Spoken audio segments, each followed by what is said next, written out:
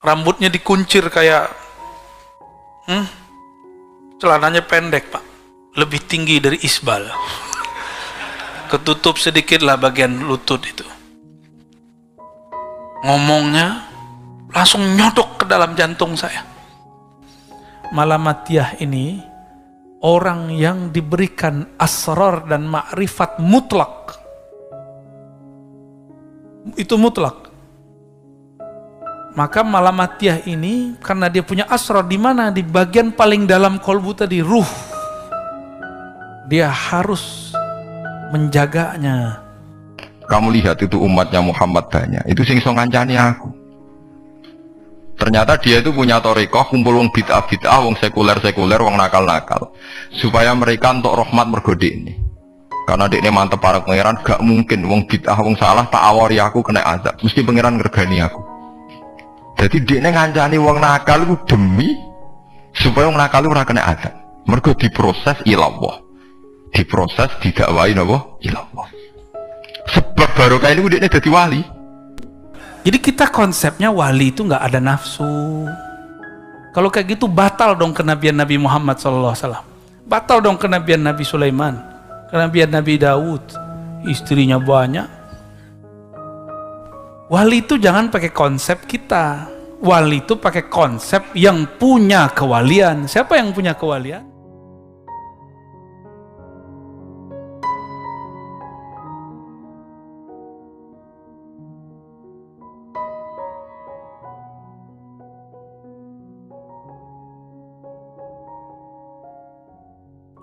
Kita bayangin wali itu tengah hutan, sendiri, ya gak seru, Pak. Jangan bayangin wali itu orang yang sendiri, gak punya nafsu, enggak. Nabi istrinya 9, bukan berarti hatinya kotor. Nabi Sulaiman punya kekuasaan di timur, di barat, bukan berarti dia cinta dunia. Istrinya 400, gundiknya 1000. Bukan berarti dia bukan kekasih Allah, gak ada urusannya. Menurut kita nih, apalagi ibu-ibu ini ya, mohon maaf ibu-ibu, kita mikirin, masa wali bininya banyak? Jadi kita konsepnya wali itu nggak ada nafsu. Kalau kayak gitu batal dong kenabian Nabi Muhammad SAW. Batal dong kenabian Nabi Sulaiman, kenabian Nabi Daud, istrinya banyak. Wali itu jangan pakai konsep kita. Wali itu pakai konsep yang punya kewalian. Siapa yang punya kewalian? Allah. Nah itu riqil athar juga tuh ya. Budak asumsi, paradigma. Jadi tolong jangan pikirkan wali itu semuanya kemana-mana pakai tasbih, terus pakai tongkat. Subhanallah. Enggak, Pak. Yang ketiga namanya malamatiyah. Malamatiyah ini ada satu thariqat di Turki namanya malamatiyah.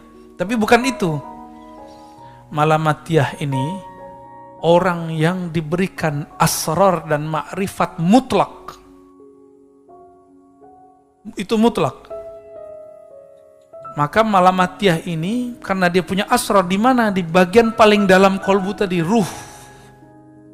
Dia harus menjaganya. Karena ini permata harus dijaga benar.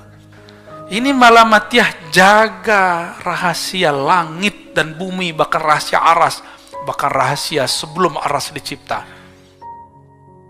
Bahkan rahasia setelah alam ini ada. Itu dia nyimpen semua di kolbunya. Orang malamatiyah. Maka malamatiyah ini bukan orang gila, dia orang waras. Tapi kalau ahwal rohaninya datang, dia perlu menyembunyikannya. Kalau enggak dia nanti jadi majzub. Maka malamatiyah ini orang yang paling pintar bersembunyi dalam rupa yang banyak. Beda dengan munafik. Munafik menyembunyikan kebusukan. Kalau ini menyembunyikan keindahan, keharuman. Tapi kalau wali Allah, kekasih Allah, dia bisa mencium bau itu. Walaupun ditutup dengan penampilan, dengan maksiat yang luar biasa, dia bisa mencium bau itu. Ini yang terjadi pada Salahuddin Al-Ayyubi. Dia tidak terkecoh oleh joroknya Qutaib Alban. Qutaib Alban itu nguji para qadhi, para imam. Mohon maaf Pak ya, pipis berdiri depan masjid tanpa ditutup, tanpa istinja. Lalu dia teriak-teriak depan masjid. Orang lagi sholat dia berisik. Ngecek, itu imam yang hafiz Quran, dia ingat Allah lagi sholat atau dia kesel sama saya. Allah Akbar, lagi kesel sama orang. Awas loh, kalau selesai Assalamualaikum gue gampar loh. Jadi dia dalam sholatnya menyimpan kebencian-kebencian dan dendam. Dan dia sudah merencanakan makar dalam sholat. Banyak orang begitu ya. Orang kayak gitu sholatnya merasa sok diterima, ya salam. Habis itu dengan sholat yang kacau itu dia berani bentak orang. Kau ganggu sholat saya. Bukan sholatmu yang terganggu, hatimu yang banyak gangguan. Ini contoh. Kita kalau di bus trans, atau di MRT, atau di pesawat, asyik main handphone. Orang mau berisik di samping gimana? Nggak ngaruh. Karena mainannya ada dan dia tahu cara memainkan mainannya. Maka saya sarankan antum, kenali smart kolbunya. Biar pencet-pencetnya tahu. Biar ngegame-nya asik. Orang mau bom kiri kanan, dia masih asik pakai game kolbu. Mau orang kiri kanan berisik, dia nggak ada gangguan. Karena kolbunya sudah smart. Ya, itulah kolbu sufi, kolbu majzub, kolbu malamatiyah. Jalur saya jalur sufi Pak, tapi saya belum jadi sufi. Saya lagi belajar jadi sufi. Sufi kok kayak saya kan nggak pas ya. Kalau majzub, oh saya nggak masuk ya. Tapi ketemu dengan mereka. Malamatiyah, saya pun sedang belajar kecil-kecilan tentang mereka dan ilmu mereka. Ya. Dan mereka ini nggak banyak. Di alam semesta paling cuma 40 orang. Dikit. 40 orang paling. Kalau majzub sama nggak banyak juga. Meninggal Abah Syekhon saya nggak tahu lagi ntar. Antum mau? Kita usulkan. Taib. Yang kedua tadi apa? Tanya. Kita jawab semua ya. Yang diikuti sufi. Malamatiyah itu kalau dia lagi buka tirainya jadi sufi. Gitu. Jadi Malamatiyah ini dia bisa berbaju majzub, bisa berbaju sufi, bisa berbaju semua thariqah dia. Nanti antum kaget-kaget aja nggak pernah nyantri tapi ngomongnya lebih cerdas dari kiai yang nyantri 30 tahun. Ada orang nyantri 30 tahun? Nggak ada, anehnya nggak nyampe. Orang cuma di pesantren 15 tahun. Saya nggak ngerti ilmu ma'rifat akhir zaman. Sampai Allah kasih hadiah pandemi. Maka saya mulai belajar kepada orang-orang Malamatiyah. Ribet Pak awal ketemu ya. Kita ini kan orang syariat. Ngaji hadis 15 tahun. Jadi membaca tuh, hadis mana nih? Dia pakai hadis mana nih? Begitu terus. Jadi saya kalau screening orang pakai hadis. Wah, ini bukan ahli hadis nih, ahli hadas nih. Sekali ketemu orang Malamatiyah, Masya Allah, saya malu kepada Allah. Dia nanya, oh kamu ya orang yang hafal 4000 hadis itu? Dia ngomong gitu, ini kan muji. Ini orang nggak pernah ngomong selama itu dengan orang-orang sekitar. Kok giliran sama saya, dia mau ngomong. Ternyata Allah kirim dia untuk membersihkan kesombongan saya belajar hadis. Pertanyaannya gitu, kita kan senang Pak dipuji gitu. Kamu ya yang hafal hadis itu. Kayaknya pengen mau bilang iya. Tahu-tahu batin saya bilang, hati-hati, kamu dijebak. Kamu lagi diuji. Akhirnya saya jawab, oh enggak kok. Sok-sok suci, sok tawadu. Paling cuma berapa Ki gitu. Bang, bos, saya manggil dia, saya lupa. Saya manggil dia apa ya. Orangnya jarang ketemu. Rambutnya dikuncir kayak celananya pendek Pak, lebih tinggi dari isbal, ketutup sedikit lah bagian lutut itu. Ngomongnya langsung nyodok ke dalam jantung saya. Dia tak kasih pertanyaan lagi, oh kamu itu yang dokter pinter? Salah. Saya bilang, ya saya dokter terbaik. Wadah, kenapa? Disertasi saya dicetak, ya, karena habis sudah kalau ya. Tapi kita hantam lagi. Jadi batin ini ternyata bisa dialog dengan batin. Malam itu cuma ngomong dengan beliau 15 menit sampai 20 menit. Tapi itu membersihkan hijab 15 tahun. Hijab merasa pakar hadis. Cuma 15 menit dibersihkan untuk masalah yang sudah terkubur 15 tahun. Oh, yang ketemu saya sebelum saya ketemu dia pasti bilang Ar-Razi itu sombong. Betul Pak, saya merasakan kesombongan itu. Aduh, saya nggak bisa cerita deh, bersyukur ketemu orang begitu. Jadi jangan-jangan orang yang muji kita itu sedang ya Allah membersihkan atau menjeblosin sekalian. Jadi ujian itu dua aja, kamu lolos, kamu tidak lolos. Tapi ulama Tia itu kalau katoan itu dengkulnya ketok, jadi agak-agak pupu paling bawah itu ketok lanang loh, makanya coba yang wedok nih lanang, bukan lanang. Kalau wong wedok kan auratnya semua tubuh ya. Jadi rodok katoan cekak. Pas Abdul Hasan As-Sadali liwat tuh dia ingkar, dia ulama kok katoan cekak atau sholat sunat. Hasan Sadali yang jadi toreko sama Sadiliyah loh. Itu juga pernah wali anyaran, janggal dia kan cek wali perfect, wali senang sempurna. Nah, akhirnya ketemu sama ulama itu ternyata jagungan dengan antarane langit be bumi. Kok orang tadi sing katokan cekak, itu kok orang tadi. Terus digojok sana. Kamu jangan nyindir saya, jangan ngenyek saya. Makomamu cek dura aku. Kamu lihat itu umatnya Muhammad banyak, itu sing iso ngancani aku. Ternyata dia itu punya torikoh, kumpul wong bid'ah, wong sekuler, wong nakal, supaya mereka untuk rahmat mergode ini. Karena dia ini mantep para pangeran, gak mungkin wong bid'ah, wong salah tak awari aku kena azab, mesti pangeran ngergani aku. Jadi dia ini ngancani wong nakal itu demi supaya wong nakal itu ora kena azab. Mergo diproses ilallah, diproses didakwai napa ilallah. Sebab barokah ini dia ini jadi wali. Terus adiknya sholat sunat qobliyah ba'diyah, adiknya berat. Kok tahu berat? Alasannya dijak sholat fardu ya abot. Nak nganti disangka qobliyah ba'diyah penting, malah abot. Mulane aku rasa sholat qobliyah ba'diyah. Lah iku sing makome iku kula baleni malih. Dijak sholat fardu wae abot. Nak nganti aku qobliyah dhuwur 4 rakaat, ba'diyah dhuwur 4 rakaat. Utawa 2 rakaat, 2 rakaat. Tapi paling afdol kan 4 khusus dhuwur lho nggih.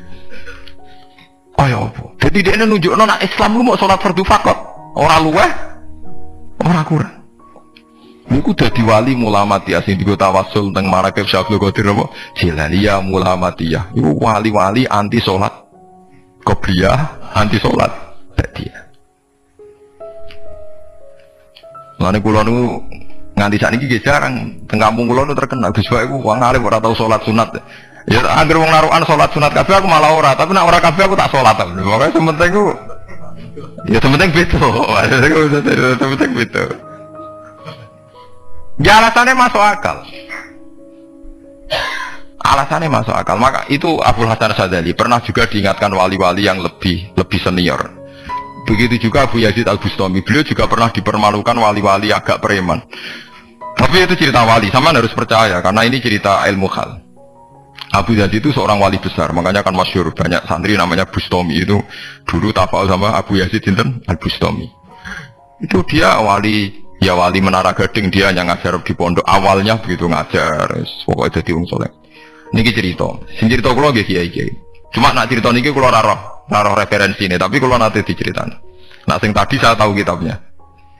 Jadi fair secara akademik sing wau kula roh kitabnya. Nah niki dari cerita. Tapi kula percaya karena saya tahu padanannya, tidak seperti itu tapi tahu padanannya. Dia itu mimpi, ya Allah saya ini nanti di surga bersama siapa? Saking yakinnya dia soleh, jadi mantep papan atas, gak pantas ono sing baturi dekne napa ning swarga. Mbek pangeran dijawab, wis ngono mbek Ruhin gitu.